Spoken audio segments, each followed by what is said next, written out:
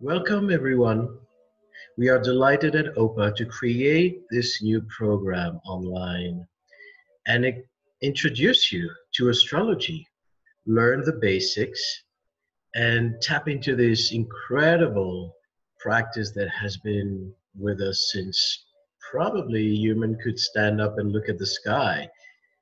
So our team at OPA will each present one episode covering a specific topic. And here are some of the chapters and the speakers who will be leading this program. This is the introduction. Then Carol is going to lead you through the elements of fire, earth, air, and water, which are the foundations of astrology, but they are the foundation of life. So because astrology reflects the principles of life, understanding that from an astrological point of view is truly important. Then Jeff and Arlen will cover the signs, which are the basic upon which everything is built in astrology.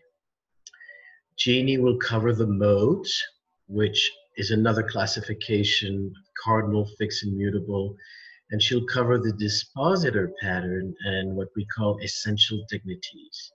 If you're not familiar with the terms, don't worry, you will know everything by the end of this. Gemma from the United Kingdom will cover the angles, the ascendant, descendant, MC and IC, as well as an introduction to what we call the house systems. Kay Taylor and Anne Ortley will cover the moon in each sign, and this will give you an idea of how to start synthesizing planets with signs. Angela Tiki from Greece will cover the social planets, and Shannon Gill, just right before her, will cover the inner planet, Mercury, Venus, and Mars. Then I return covering what we call the transpersonal planets, which were later discovered, in the 18th, 19th, and 20th century, Uranus, Neptune, and Pluto.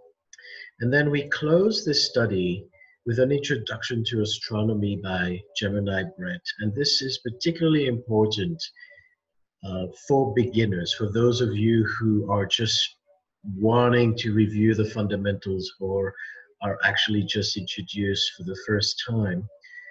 Understanding the astronomical background will give you a clue of the differences between astrology and astronomy, but also the fact that they were once one and the same.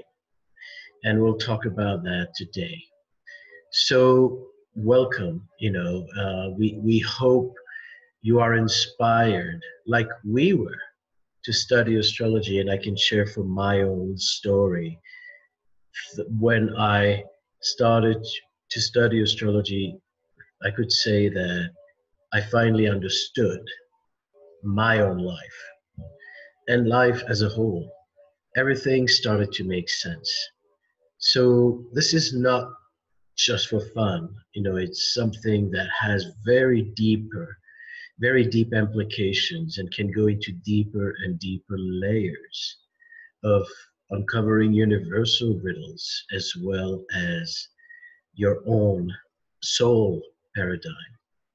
It's not a coincidence that all cultures across the planet through times studied astrology and understood that there is a correlation between what is happening in the sky and what is happening on Earth. So what is astrology? As you can see here, it is like a clock. Astrology is the study of time. We look at each moment and we understand that each moment, planets of the solar system in particular, that's our main focus, are going to be positioned in a certain way. And we understand that this means something, that it's not just a random occurrence, that the position of these planets reflects certain cycles, and these cycles in return mirror or are synchronized with cycles on Earth. So when we speak about the cycles on Earth, we can speak about collective cycles, even seasons. If we look at the day and the night, if we look at the summer, fall, winter, they all relate to the position of the sun, the earth, and sometimes the moon. So we count our days, we regulate our rhythm according to the motion of the earth around the sun, the day, the night, the year. We astrologers just take it a few steps beyond that and understand that all planets of the solar system and beyond do have an influence on our rhythm, our cycles. And this doesn't only apply on an external level, such as day and night, but also on an internal level. Who are we? What are we here to do? What is most natural to us? What is healthy for us? And what can we learn from the cycles to come? So we're looking at the past. We can understand where we're coming from when we look at your charts. We can look at the present, and we can also glance into the future and track those cycles. Now, some people will be immediately intimidated by that. Others will be fascinated by that. Can we know the future with astrology? And the answer is, it's exactly the same way you look at a weather forecast and they predict that it's going to rain in the weekend. Are you a psychic because you can track cycles of the weather and know that it's going to rain next week? Not necessarily. But that knowledge is part of what is provided for us. There is a science behind it. There are measurements. And this gives us information that allows us to be better prepared. Not just that, but to understand what is required of us. If you know that summer is coming, then you know that you need to change your wardrobe. You know you need to change your rhythm. You know there's going to be more light, and you're going to regulate, your activities very differently. The same way with astrology.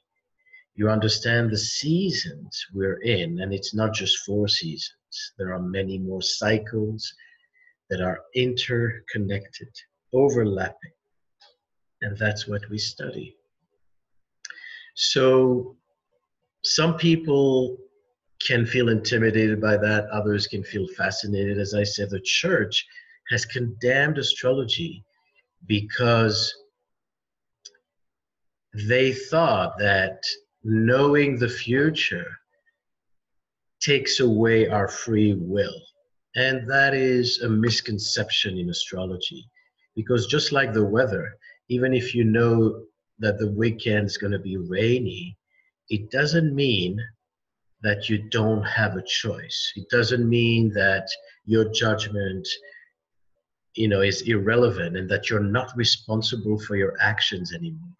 That's what the religious institutions were condemning astrology, because they thought that astrology would take away our responsibility and we could blame the stars for whatever we're doing. And some people will misuse astrology that way, but that's not the original intention. So when we look at this clock and we understand the nature of time, we understand how to be aligned with nature and with nature that is in the sky. We connect Earth with the heavens. And the more we do that, the better aligned we are, the more successful we can be in life. Because if you're doing what you're meant to do, things will work for you.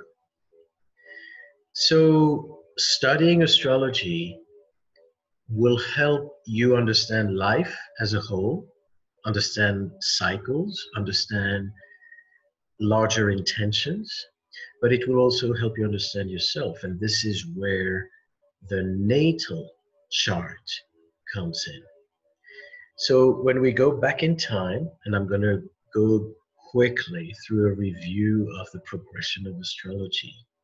Astrology started as a study of where the planets are now, what's rising, what is setting, and so forth. So we looked at, the ancient looked at the climate, the astrological climate of the moment, and they could provide some guidance, usually for the leaders, because the leaders were representing the people. So if you guide the leader, you guide everyone else.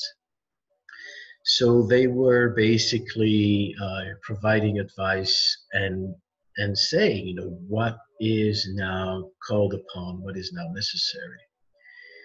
But then they realized that it's not only looking at what's going on right now, but it's also looking at the moment of your birth. And what I'm saying, it has to be very precise. We started realizing that the moment of your birth and the placement of all these planets when you were born had an impact for the rest of your life. So it's true. You are fated to your chart. And if you're born a Sagittarius, that's part of what is called for you. That is part of your destiny. However, your choice would be to use that chart in a positive way or a negative way. So the chart is just a tool. It's just an energy that's available for you, a map. But what you are going to do with that is your free will. So maybe you are fated to your chart, but you are not fated to how deep you're going to go with that chart and how far. And so what we discovered is that the moment of your birth was not random, that there was a reason for you, to be born in a certain place at a certain time. And when we look at a chart, we are not only looking at where, what is traditionally called your sign. If you're born in June, you're a Gemini. If you're born in July, you're a Cancer, and so forth, because that's only the position of the sun. But we look at the position of all the planets. Where was the moon and Mercury and Venus, and so forth. So the chart is basically a fusion of so many different signs and combinations. So there is no chart alike. Unless you are born exactly at the same time in the same place as someone else, there is no repetition of the same alignments and the same configurations in the sky. So when critics say, well, how can 1/12 of the population act the same way? We must understand that there's a reason why astrologers look not just at what month you're born, but they look at the minute and the year and the place, because that is going to change everything. So each chart is very unique, and it's a unique message, it's a unique destiny, it's a unique quality. However, all the charts are built of the same components. It's the 12 signs in all kinds of different combinations. It's the same 10 planets of the solar system, and we do consider Pluto to be one of those planets, even though astronomically it's been categorized differently now. And then we can add so many other factors such as asteroids, and that's for later. What I want to emphasize is that when you understand astrology and you understand that the moment of your birth is a unique signature that is destined for you and you only, you understand that there is a greater meaning, perhaps, to this universe and to your own birth. And if you find out what it is, you can perhaps be happier or more productive. At least you can learn to make the best of what's available for you. So let's proceed. What are the uses for astrology? As I mentioned earlier, one section is called mundane astrology, and that's exploring the collective trends, how the current planets influence a whole nation or everyone on the planet. So this is more of a collective approach, a political, social, and it mostly focuses on nations, cultures, leaders. Then we have the personal consulting use of astrology, using our natal chart and seeing, who we are, what are our qualities, what are our tendencies, what's good for us, and what we should be careful about. So it depends what type of astrology you're doing. Some people will help you better understand yourself. Other astrologers may go into a more spiritual dimension of the chart and try to identify what your soul journey is, what your higher purpose for this incarnation is. So the chart can really explore very deep dimensions, because in reality, it contains all the different layers of life, the mundane, the day-to-day, as well as the more existential. Then we have the predictive aspect of astrology. There are many techniques which are very, very reliable, tracking those cycles and helping people, know better how to proceed and perhaps prevent crisis, perhaps increase their opportunities. Then we have something called electional astrology, which is using astrology to find auspicious times for certain activities. Let's say you want to start a new business. Now you realize that just like the moment of your birth set the tone for the rest of your life, the moment your business is born is going to set the tone for the life of your business. And so you can this way time your relocation and your marriage to find times that can be more aligned with your true nature. So it's not so much that, one alignment is good and the other one is bad, but it's more that one alignment is better for you than another. We have another system, another use of astrology called horary astrology, which has to do with people asking questions. It's an oracular type of astrology, and the moment they ask the question, we erect a chart, not for the person, but for the question itself. So if I say, should I go on this trip? Because I'm hesitating, there are pros and cons, and maybe the Libras among us will hesitate and will not will need the confirmation of astrologers. So the moment you ask the question, we cast the chart and we see where the planets are, realizing that there is a synchronistic correlation between the question and the alignment. Why did you ask that question now? Why not yesterday? And so forth. So we understand that, again, timing is everything. It's sacred.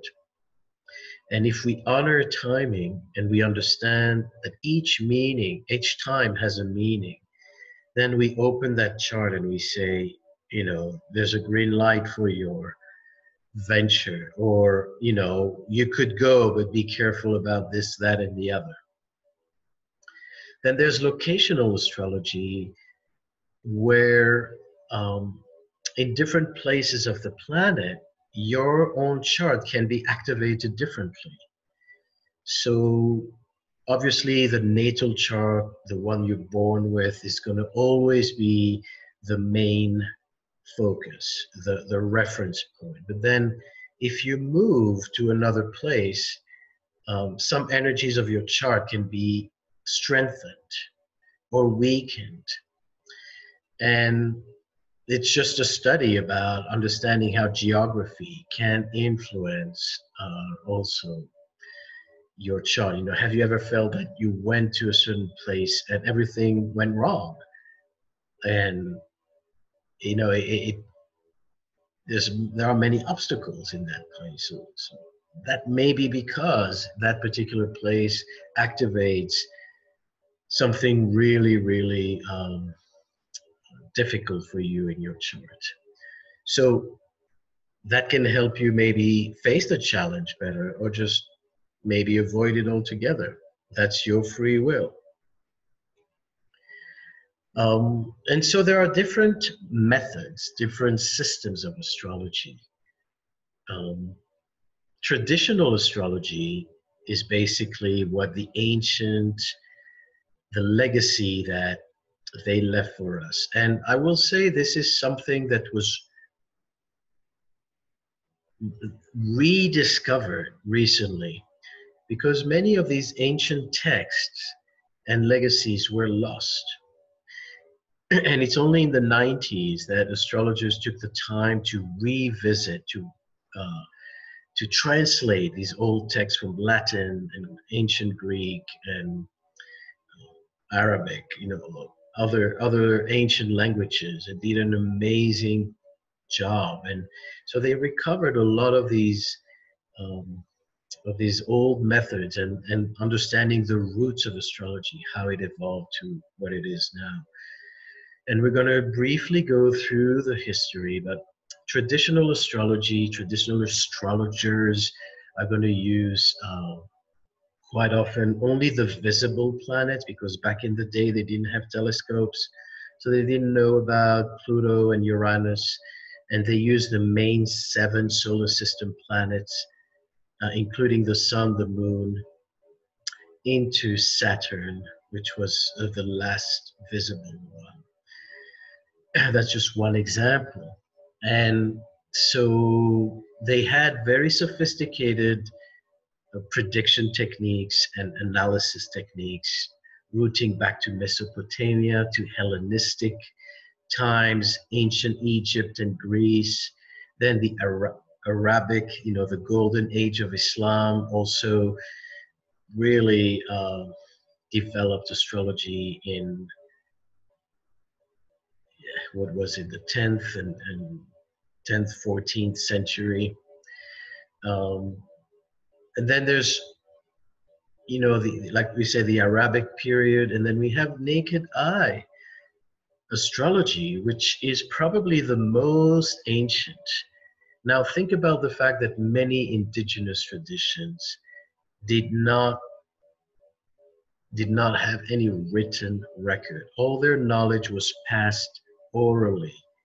So a lot of that knowledge may be lost. Some of them, are recovering it now.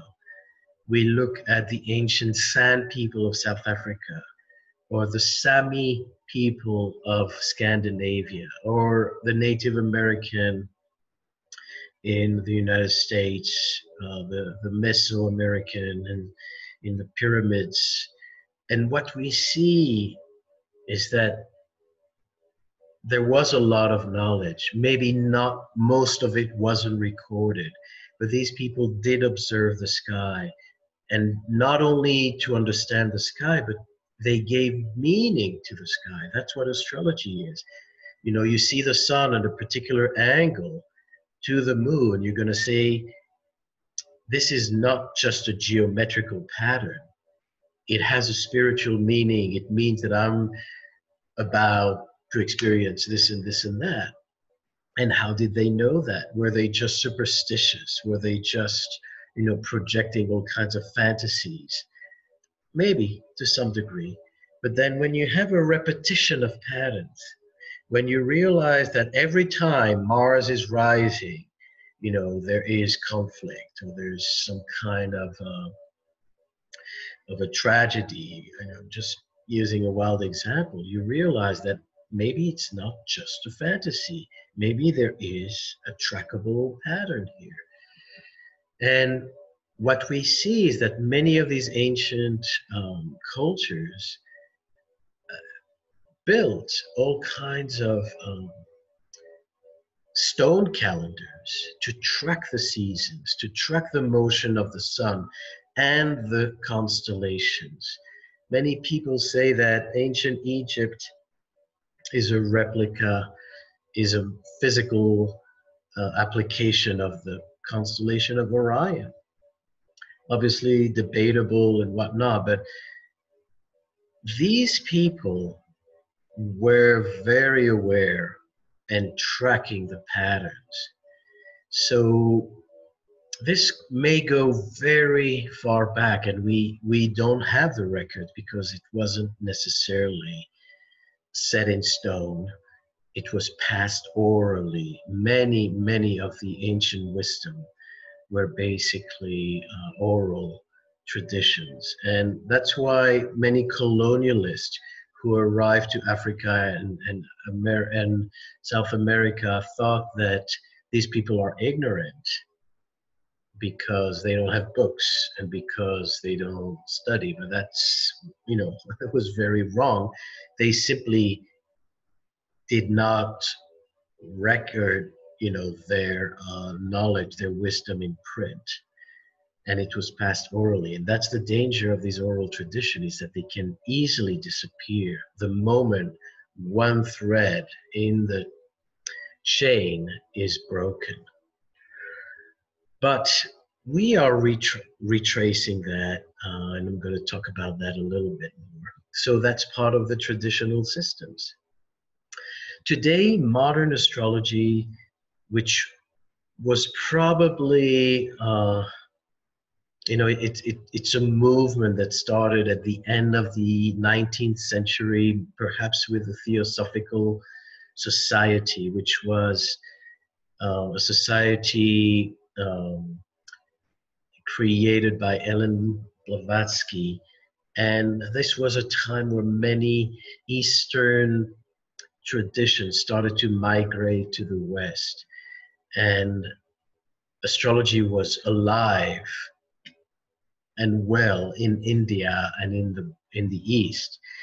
So it traveled back to Europe and to the United States, and the approach to astrology started to be more psychological. It wasn't only about tracking time and methods, but people started to ask more questions about their own spiritual development, and can the chart reflect their soul journey. So Jung was a big astrology enthusiast and did a lot of research, and he brought a lot of psychological concept to astrology. We have the evolutionary trend, that what I described earlier as understanding reincarnation. So not only psychology, not just looking at your dreams and your needs and your emotional reality, but understanding what are the intentions of your soul, where you're coming from, um, what you're here for. Then karmic astrology is similar to evolutionary. Then we have a movement called Uranian astrology, which uses very unique techniques, including hypothetical planets. And I don't know enough about it to talk too much about it, but I'm listing it because it's another one of these techniques.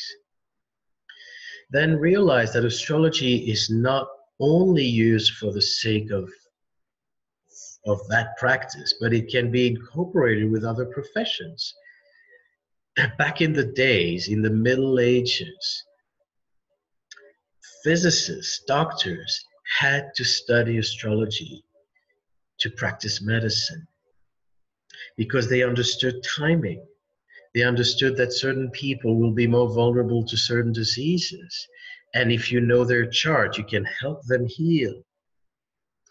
So medicine is very intricately and very intimately connected with astrology. Today, a big trend is growing financial astrology and tracking the stock market and knowing, when to invest and tracking, economic cycle, because astrology is time and astrology is a study of cycles. So obviously, it will also synchronize with financial cycles. Then human resources, psychology. Think about psychologists. If they could understand the chart of their clients, maybe you wouldn't need 20 sessions to get to a certain realization because you would see it right away. It's in the chart.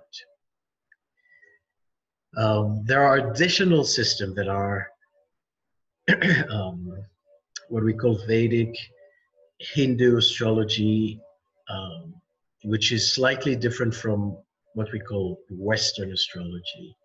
There's Chinese astrology, which use different signs and different symbolism, Mayan astrology. And so what we realize is every culture developed a system to understand our place in the universe. And that's the important thread here. You will understand as you go through this course, you learn the basics, you learn, the practical tools, what each sign means and what planet it correlates with. But do realize that this is knowledge that could transform your life and that could also change the course of our civilization. Because if humanity were to honor and recognize the value of astrology, it would change the way we conduct ourselves. And we may talk about that as well. But let's proceed forward for now. These are some of the prominent astrologers. And what you have to realize that back in the days, astronomers were astrologers. These two disciplines were inseparable. Carl Jung, one of the, I would say, luminaries of the 20th century, who revolutionized our understanding of ourselves and our psyche and the world of dreams, was a very active astrologer. So it's very interesting that sometimes the current psychology professionals are not giving credit to astrology when one of their most influential mentors used it regularly. So what Jung was saying, astrology is one of the intuitive methods like the I Ching, geomantics, and other divinatory procedure. It is based upon the synchronicity principle, which means meaningful coincidence. In other words, nothing is random. You know, if we understand the nature of synchronicity, we realize there is a larger thread to it all. It's not just separate occurrences that have nothing to do with each other. Dane Rudyard was one of the, we call, fathers of modern astrology, and he emerged from the Theosophical Society and was very active in the early 20th century, in the 30s and 40s, and until he passed in the 80s. He wrote many, many books. And what he says, astrology is a language. If you understand this language, the sky speaks to you. Kepler, who was one of the important astronomers, the soul of a newly born baby is marked for life by the pattern of the star at the moment it comes to the world, unconsciously remembers it, and remains sensitive to the return of configuration of a similar kind. So we see patterns of planets repeating. Every year the sun comes back to the same position. Every month the moon comes back to the same position. Every 30 years Saturn, called the Saturn return, and so forth. These are life-changing events. Sri Yogeshwar was an Indian guru, if you're familiar with the work of Yogananda. So he was his mentor, spiritual teacher.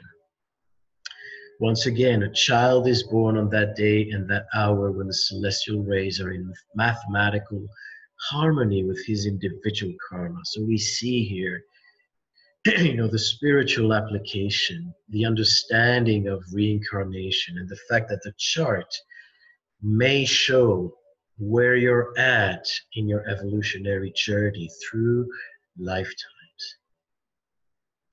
Interestingly, you will see that all these mentors and big figures in history are men, because that was the culture back then. You know, the patriarchal culture shows basically that astrology was a very important profession and that people used it very seriously. And whenever you have something that has credibility, that has respect in society, men are going to gravitate to that because men gravitate to status. So the times are changing now, and you will see more and more women becoming extremely influential in the world of astrology. And we see also that astrology is gaining more credibility. And now I'm going to review some of the historical patterns to understand what happened and what's going on now. Where are we at? So it's worth visiting those archaeoastronomy sites. One of them is Adam's calendar, which is in South Africa.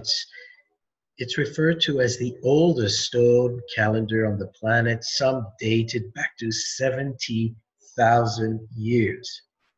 You heard me well. And it's the way they measure that is they see how the stones were aligned with certain constellations. And because the alignment of the planet shifts over time, they can track when the alignment was exact, backpedal, so to speak, and see that it was so far back. Ancient Egypt and the Pyramid of Giza, Stonehenge, and the Pyramid of Kukulkan in Chichen Itza. So Chaco Canyon, many, many sites that were used for astronomical measurements. And they were not just looking at the dry measurement, they were also performing rituals to celebrate those alignments, to understand when there were eclipses, when did the season start. You know, this affected agriculture, but it also affected um, the whole culture. The whole culture was aligned with what's going on with the sky. Now, think about that. Imagine for a moment that our culture, the 21st century, is going to align itself to the motion of the planets. That a full moon is going to be a meaningful moment. That an eclipse is not just going to be a time where you put sunglasses on and see something amazing, but it's going to mean something for your life as well. It's going to be a time perhaps to, to start anew, to realign your attention, to change some patterns of your life, because you'll get that cue from the universe. And because you'll get that cue, things will happen more naturally for you. So if we look at the earliest written records of astrology, we go back about 1600 before current era, and it's called the tablets of the Enuma Anu Enlil. I don't know if I'm pronouncing it correctly, but these were tablets found in ancient Sumer, Babylon, in Mesopotamia. And there were many tablets, like 72 tablets with very clear directives and interpretations about particular alignment. You know, the sun's going to be at that point. What does that mean? So an incredible revelation. And that was discovered quite recently, if I'm not mistaken, but it dates far back to the 17th century before current era. So we may say that the earlier roots of astrology were in Mesopotamia. Then as it evolved and the Hellenistic culture grew and Alexander the Great, established its empire, we basically see how the knowledge is migrating from the Middle East to Greece and Egypt. And there's a very particular time when an astrologer called Berossus, a priest from Babylon, travels to the island of Kos in Greece, and he became, he establishes his first school of astrology in the ancient Greek world. Interestingly, on a personal level, my mother is from that island of Kos in Greece.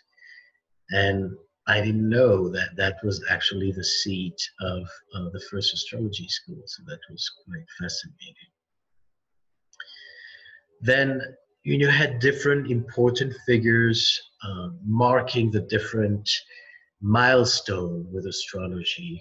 An astronomer, around 127 BCE, astronomer Hipparchus identified what we call the precession of the equinoxes, and identified that there is a gap between the signs and the position of the sun. So they identified that if the sun is in the sign of Aries, it's not always going to mean that it's going to be in the constellation of Aries. So there's a gap between the astrology and the astronomy correlation.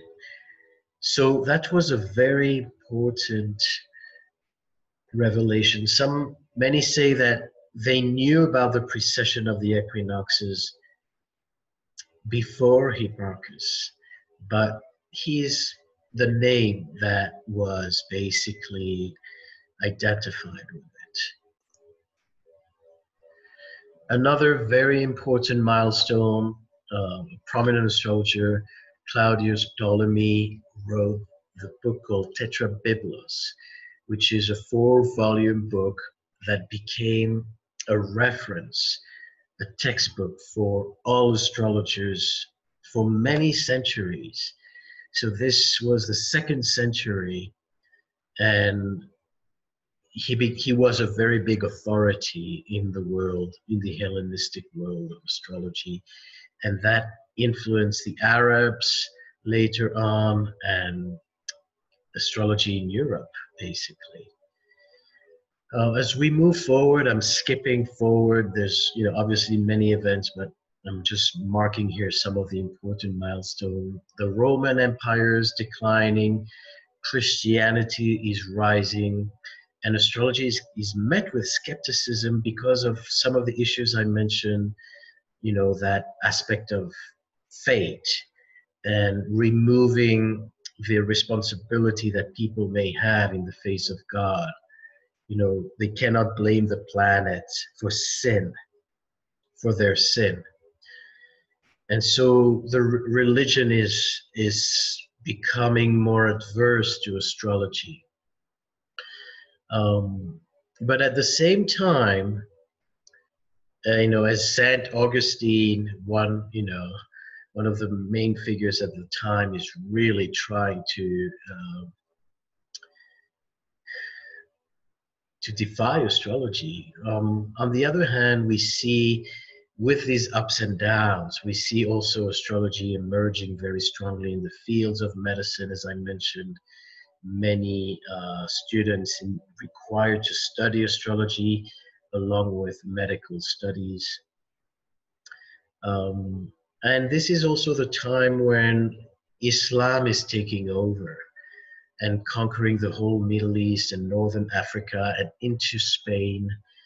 And many of the Latin and Greek texts were translated into Arabic. So all the work of Ptolemy and the Tetrabiblos were basically translated at that time. And the Arab contributed tremendously to the body of knowledge, making their own correlations and bringing again a more spiritual quality to astrology, not just looking at the predictive aspect, but understanding that astrology does reflect some kind of divine message.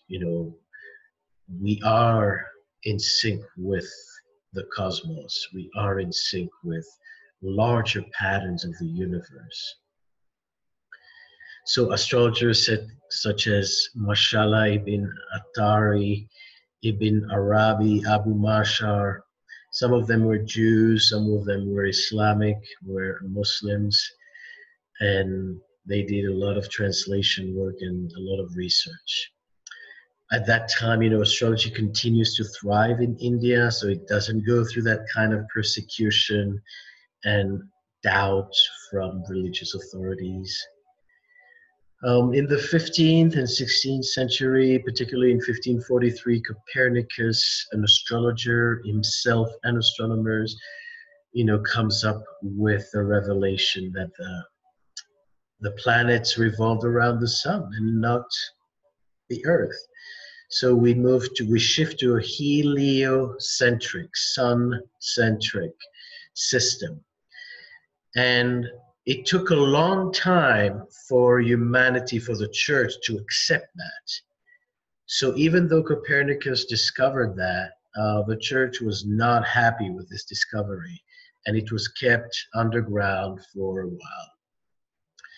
And so, but it's interesting that astrology is geocentric, which means that we see how we on the earth experience the cycles of the planet. So it's a subjective perspective. And the fact that suddenly they realize that the center is not the earth, but it's the sun, created a shift as an argument against astrology. saying, it's a wrong perspective to look at the Earth as the reference point.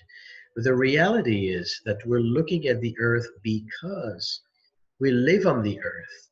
So it's not that we're ignoring that the sun is the center of the solar system, but we use astrology in reference to our own exposure, how we uh, experience the planet. So if you were on Venus, if you were living on Venus, Venus would be the reference point, and so forth. Then, soon after Copernicus, we have Galileo Galilei, an astrologer and astronomer again himself, who builds the first telescope. And, I don't know if he came up, some say he didn't come up with all the idea about building that he borrowed it from different sources, but it doesn't matter for us. He's the one who started to expand the view of the sky, because the telescope went into these dark corners and identify things that we could not see with the naked eye. So that was a major, major transformation. And he advanced again through the revelation of the telescopes.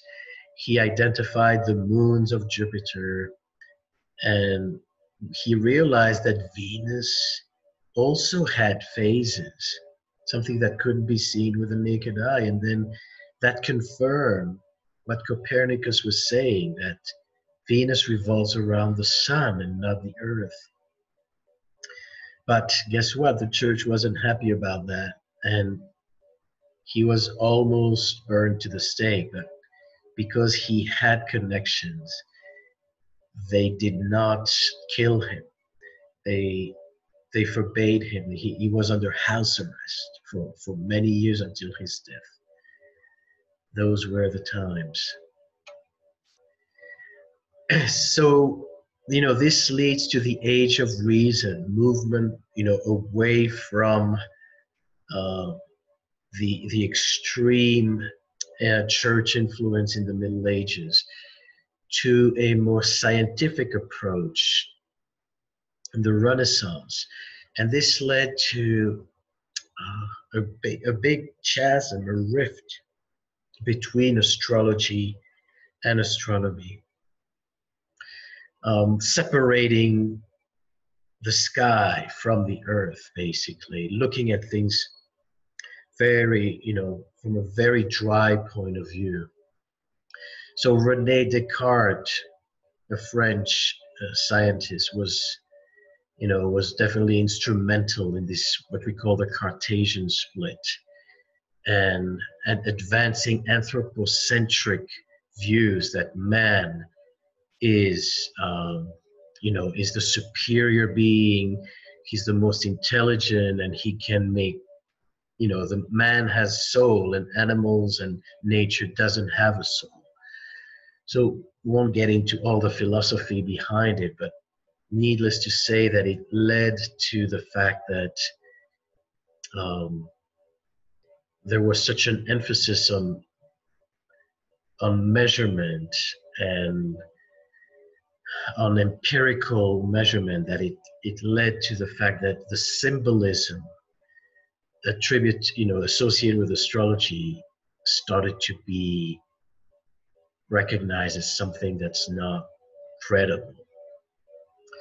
And some say that there was also a lot of political tension, and people were not happy with astrologers because they were siding with some adverse political parties. And this is a period where astrology is really going through a rough time in Europe. It's losing its credibility. And perhaps astrologers were not doing such a great job either, making predictions that didn't come right, or contributing, to this division and separation. Then, through the use of the telescope, the planets, new planets, Uranus and then Neptune are discovered. And interestingly, as Neptune is discovered in the 19th century, soon after, well, let's backtrack. When Uranus was discovered in the 18th century, Uranus has to do with um, advanced thought, with technology, with progress, with alternative thinking, and with modernization. And this is the beginning of the Industrial Revolution, when machines are used and replacing human labor. And we see a migration from the rural areas to the cities. So a big, big change in culture. And that coincided, once again, synchronicity, with the discovery of the planet Uranus that represents industry, that represents modernity, technology. Then the planet Neptune is discovered, and Neptune represents everything that is raw and natural and the spiritual essence of our lives. So it represents, the higher meaning for our existence. And it's interesting that during this time, the Neptune discovery is when there was a gold rush in the United States. People started migrating to the West because there was gold everywhere. And it created that sense of euphoria, that sense of, um, get rich quick schemes, which is very Neptunian. It's kind of deceptive. It's a downside of Neptune. But on the other hand, there was also the growth of spirituality. Soon after that discovery, like I said, Eastern wisdom started to travel to the West. It's the first time that yoga landed in America. And then figures such as, big Eastern philosophers, Indian philosophers, Krishnamurti and Yogananda were born and came to the West. There was also a time when the Theosophical Society started emerging, and that's when also the idea of soul and reincarnation was starting to fuse with astrology. Astrology stopped being only a predictive tool to see what's coming up, but it's a tool for self-knowledge. It's called humanistic astrology and transpersonal astrology, looking at the free will factor becoming more important than fate.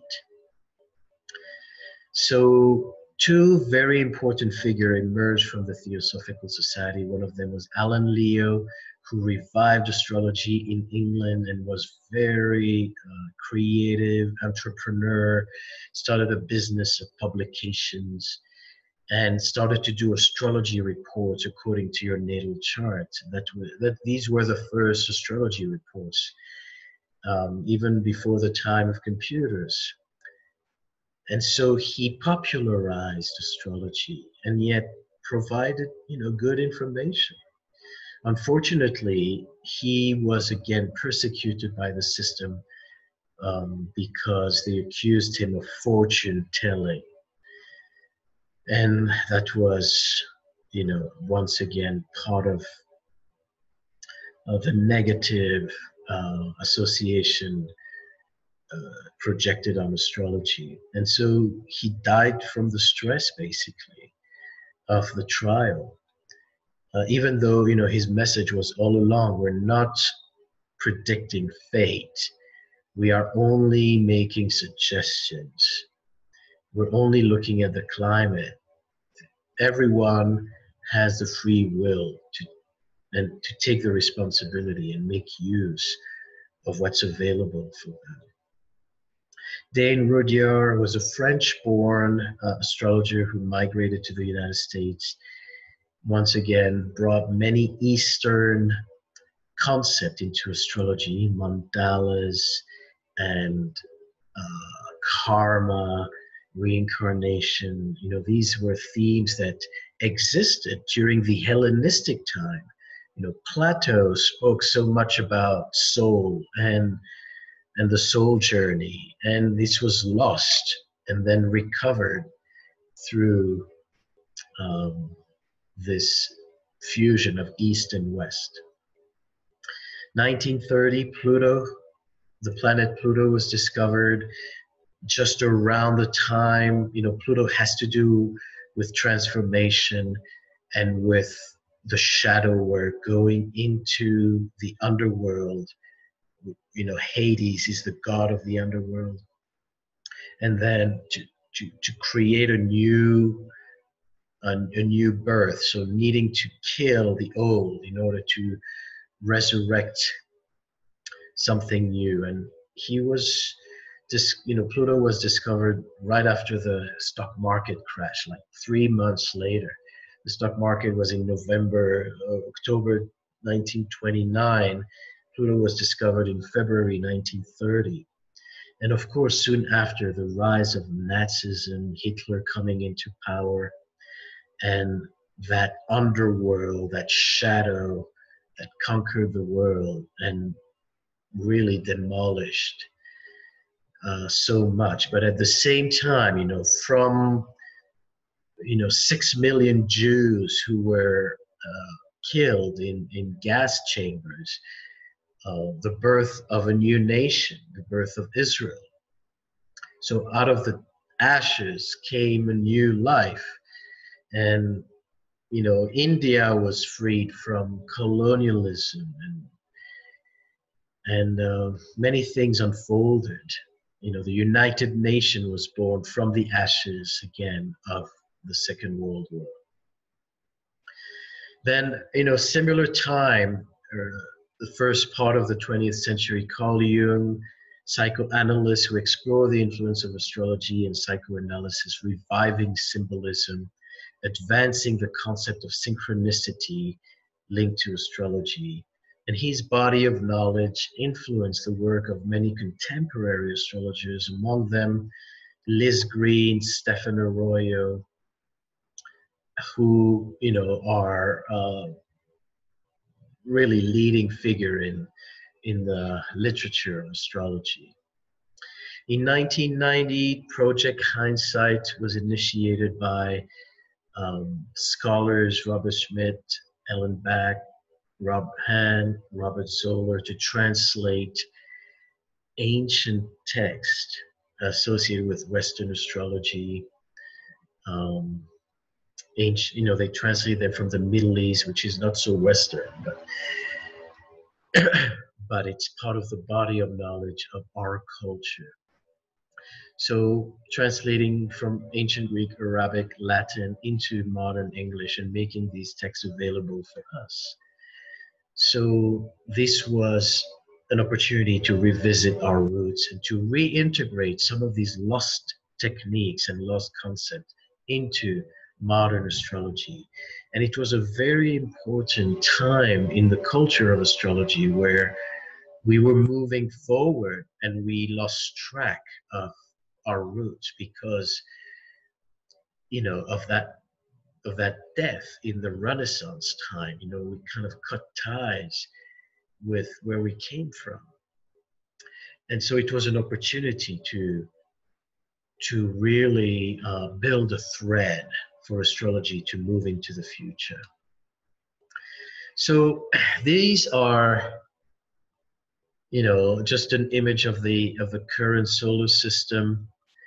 Obviously not to scale and distance, but you see here the proximity of the planet. Mercury is the closest to the sun, then Venus, then us, then Mars. So the Earth is sandwiched between Venus and Mars. And Venus represents the feminine, Mars represents the masculine. So we are right in the middle of that balance. After Mars, there's an asteroid belt, which is a belt that contains countless small bodies, fragments, stones, big rocks. And these asteroids also have particular meanings and can be tracked. Following that, the largest planet in the solar system, Jupiter, representing abundance and definitely opportunities and expansion. So it's big for, again, very synchronistic reasons. The last visible planet with a naked eye is Saturn, which is the beautiful ring around it, second in size. And Saturn represents, the final boundaries, the order. And following that,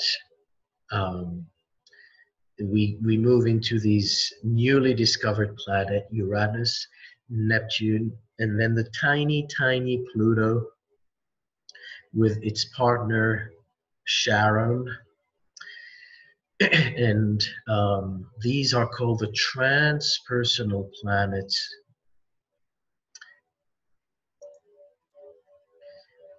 because they represent not just who we are, but how we are evolving. So my colleagues will elaborate on each of these planets and their influence. I just want to give you a general overview to understand that what you're seeing here, this order of the solar system, is an order within us. If you track the solar system, you understand your own psyche. You basically realize that what is out there is not separate from you. So just a glimpse into the symbolism. The first sign is Aries, and you will look at the symbol of Aries. It's associated with the ram. And Gemini Brett, who's going to cover the astronomy aspect, may give you more information about these glyphs and their meaning. If not in this course, you can purchase some of his teachings about this. So each sign is associated with a planet. It's its ruler. So the sign of Aries is associated with the planet Mars. So wherever Mars goes and travels, as it goes through the signs, it carries the Aries energies. It's like the ambassador of Aries. Taurus, represented by the bull, is ruled by the planet Venus.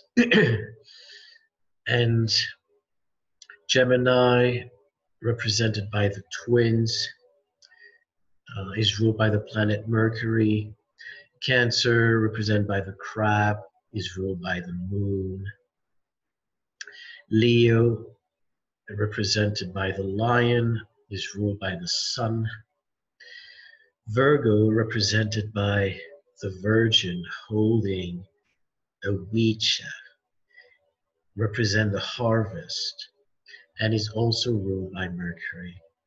Libra, the first symbol that is represented by an object and not a living entity, is represented by Venus. And the reason why Libra is the only animated symbol is because it represents neutrality and perfect balance in the universe. So it doesn't take any signs. Following that, Scorpio, represented by the scorpion, the snake, and the eagle, going into the underworld, is ruled originally by Mars. But then as they discovered Pluto in 1930, they realized there's a strong correlation between Pluto and Scorpio. And Pluto became the modern ruler of Scorpio. So both of them often apply. Traditional astrologers will usually use the Mars as the ruler. Modern astrologers will use Pluto. You will make your own decisions once you gain your own experience. Sagittarius ruled by the centaur, which is half man, half horse with a bow and arrow. Represented is the ruler. The planet ruling is Jupiter, and the largest planet in the solar system. Capricorn is the mountain goat with a fish tail, representing the mountains above and the mountains under the sea, ruled by the planet Saturn. Aquarius, even though it sounds very watery, Aquarius is actually a sign that represents the sky and astronomy and astrology. Represents basically a human pouring water from the sky to provide light and water upon the earth.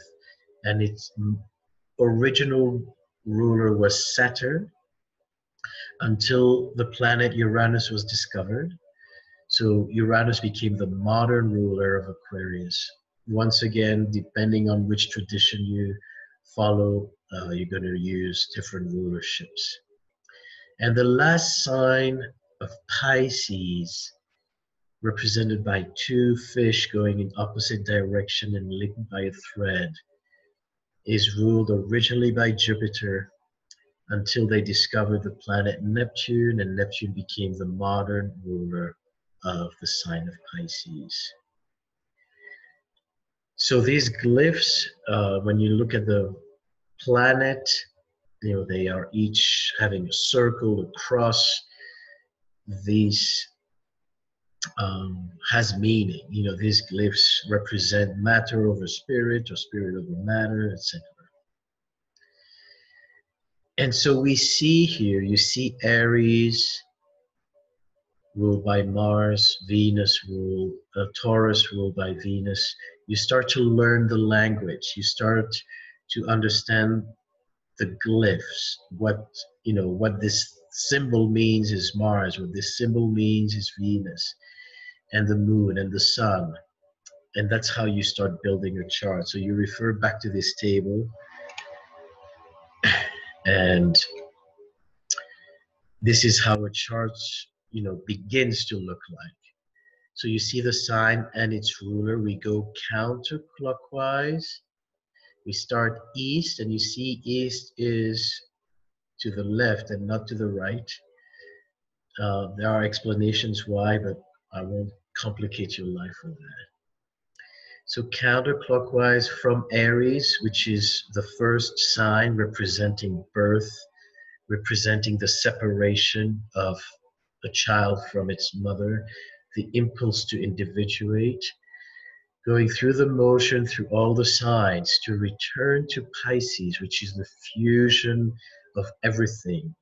Pisces is a water sign that represents the oceans and brings all the pieces together, all the separate entities to the oneness. So Aries is the one, as in me, a singular entity, and Pisces is oneness, which is unifying all the separate entities into a single organism.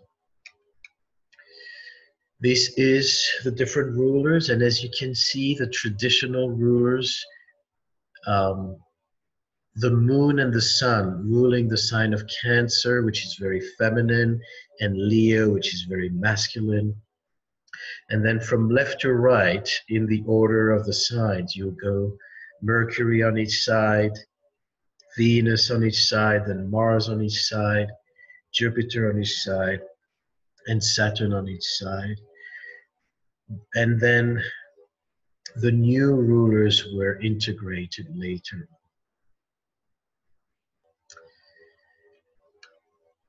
So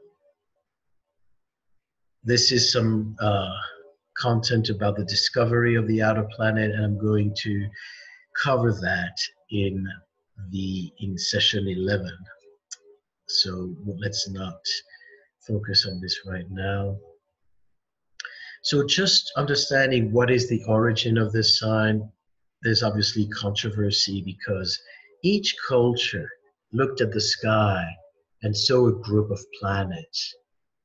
and they name this group of planet a constellation. So this group of planet was the crab, and this group of planet was the lion, and this group of planet was Orion. But when you move from tradition to tradition, you see that other cultures saw different patterns. So when we saw Orion as the hunter, other cultures saw Orion as a father figure. You know, some saw Orion as Joseph, as a patriarch. So how did we really finalize these constellations? It's a mystery. You know, a lot of it is what we inherited from the ancient, from the Mesopotamian. Now you will see there's two groups of constellations. Some of these constellations are very old, and they originate from the time of the Mesopotamian. And those that we use in astrology are the old constellations. But in 1930, I believe that's the time, the astronomy body basically standardized the constellation as we know them today. And they basically standardized 88 constellations, and they basically mapped the sky according to what they perceived were the current constellations. So some of these alignments are basically, you know, purely mechanical divisions that are not always coming from a more spiritual perspective. However, we must remember the law of synchronicity. And even if the astronomers don't always know the spiritual meaning of what they're doing, there's a reason why they did it that way. And we must trust that there's a meaning for us in that. The same way, astronomers name the planets according to some mythological figures. You know, they name Jupiter according to the god, the Roman god, and vice versa, and so forth. So, do these astronomers really believe that Jupiter has, you know, qualities of the mythological figures? No, but we do. And so the naming of the planet, even though it can seem absolutely random, has immediate implication in astrology. And yes, Jupiter, and then Saturn, Kronos, their mythologies are part of the archetype of our psyche. They represent something in the way nature unfolds. Because these Greek and Roman myths, where do they come from? Do they tell a story that is also part of our collective subconscious? So you see how everything is linked. And these stories may seem very dramatic, but maybe they hold keys and symbolism that actually affect our very modern life, because they affect time across the centuries. So what I'm saying, basically, don't undermine the randomness that's not random of the naming and the division of the constellations by the scientists. So as you can see, the sun goes through these constellations in the course of 1 year.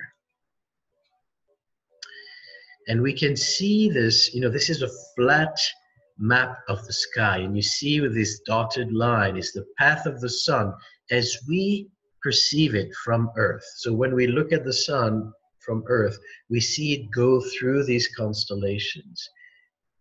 And these are the 12 constellations of the zodiac. Now, as you can see, this is a rough map. So by all means, don't take it, don't measure it by the inch. But as you can see, some constellations are very small. Aries constellation is small. Taurus constellation is big.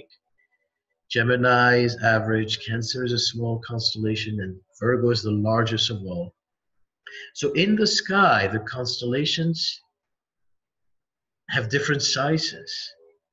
But in astrology, if we go back to our wheel, each sign that relates to one of these constellations, constellation of Aries, of Taurus, of Gemini, is divided equally into 30 degrees around the circle.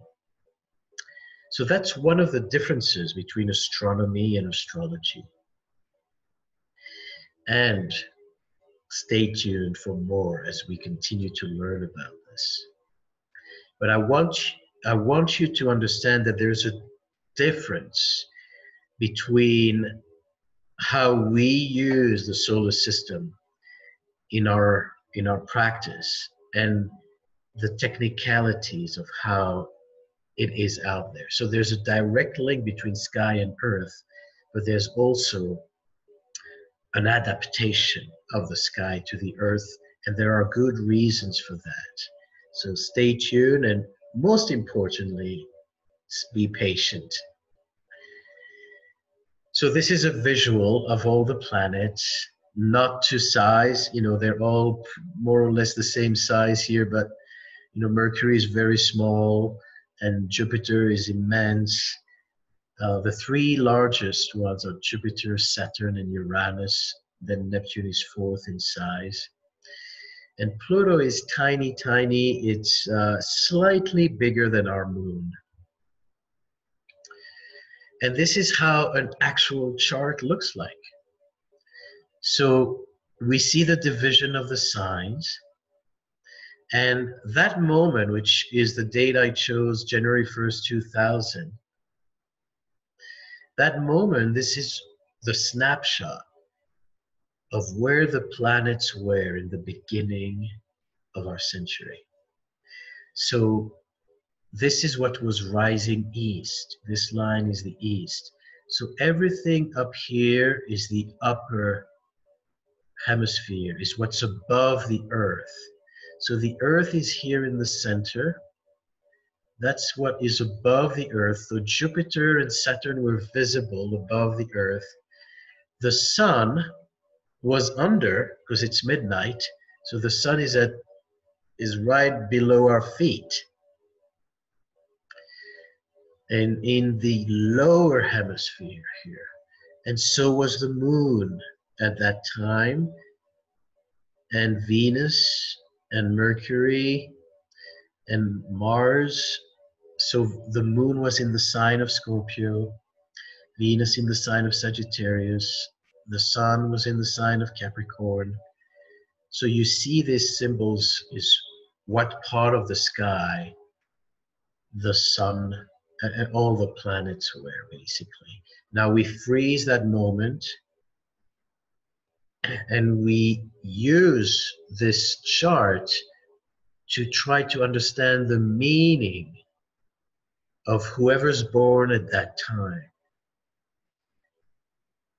What does that mean that the sun is in the lower hemisphere?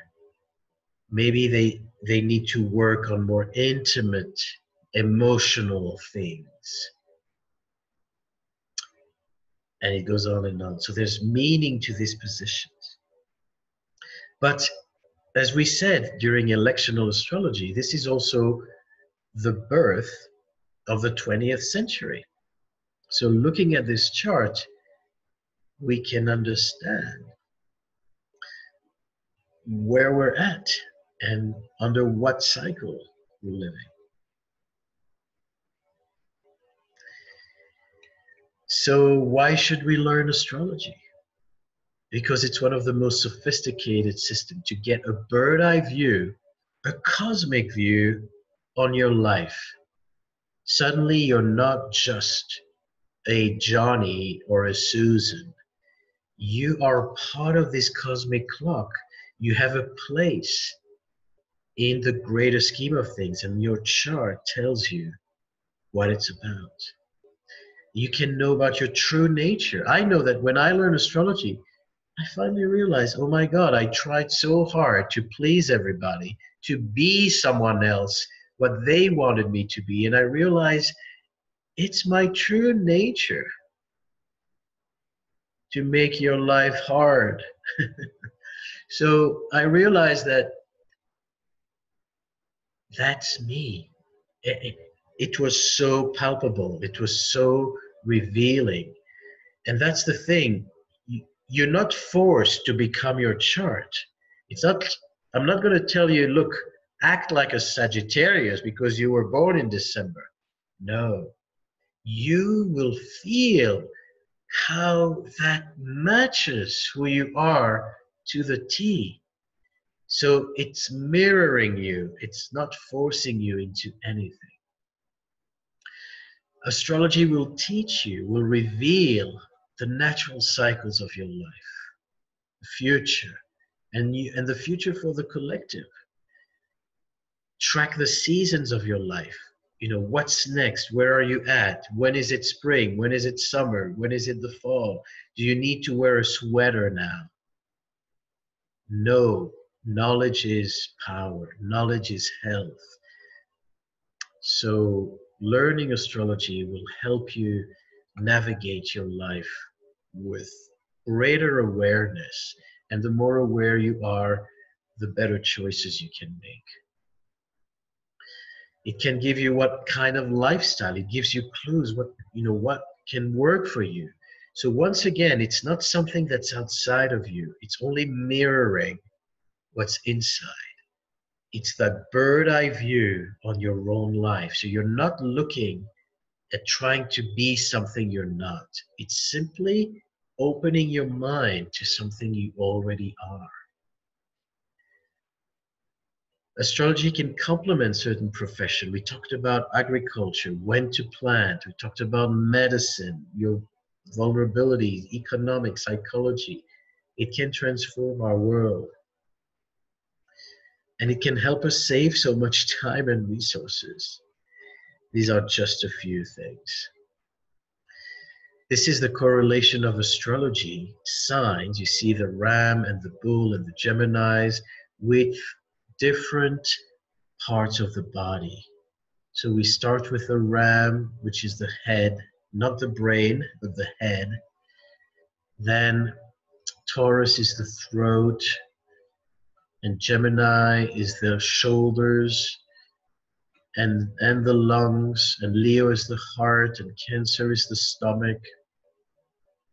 So you go on like that. Scorpio, Libra is the kidneys, and Scorpio is the sex organs, and Sagittarius is the pelvis. So you basically start from Aries at the head, and you end with Pisces at the feet. So recommended reading. I'll recommend my book. I think it's great. I think it's very useful. Many people find it very helpful. It's a book for beginners, and it's going to go through a lot of the material covered in this course, but from an evolutionary point of view. So the speakers in this course use different backgrounds. So check it out. Other books that I personally recommend, Alan Oken, Complete Astrology. It's a classic. It gives a lot of information also about the history and the context of astrology. And The Inner Sky by Stephen Forrest, also a bestseller. Now I want to plug in also a forthcoming book by OPA that goes with this course. It's called, it's going to be, under the label, the working title is Astrology Fundamentals by OPA. We hope to release it in 2020. Depending on when you are reviewing this information, the book may already be out, and it's covering basically all the fundamentals of astrology from the very beginning to the intermediate studies, different perspectives, different chapters, different angles. A really, really magnificent book that will serve you well. This is also another book that is the Bible for all astrologers. It's called The Ephemeris. There are different versions. I like the American Ephemeris. It's just clear the way it's made. And this is a book with only tables. So these are tables where you can see the positions of the planet every day. So normally astrologers use software, and they plug in the date, you're born November 25, da da da, and the computer generates a chart. But what you can see with the ephemeris is the whole spectrum, not just a specific moment, but you see a whole period of time. You can see a whole month and what's happening before and after. So it gives you a much wider perspective than a single chart provides. So we definitely inspire you to look uh, at having an ephemeris and studying that. This is my website. If you are interested in this kind of perspective, you're welcome. And I encourage you to join this course. This is not an expensive production. We're really coming from the heart, sharing some insights, making astrology fun, accessible, but most importantly, helping those of you who understand that there is truth in a system that brings star knowledge to our lives, that the law of synchronicity helps us look at our lives from a completely different perspective, a more objective perspective. Astrology, is one of the most powerful tools for self-awareness, probably one of the most sophisticated tools that I've experienced, where you can penetrate layers that any other system is not able to really penetrate. Our faculty is our OPA board members and OPA satellites. So once again, we make this accessible for you price-wise and content-wise. We hope you'll join the force and receive the blessings and the guidance from the stars. Thank you.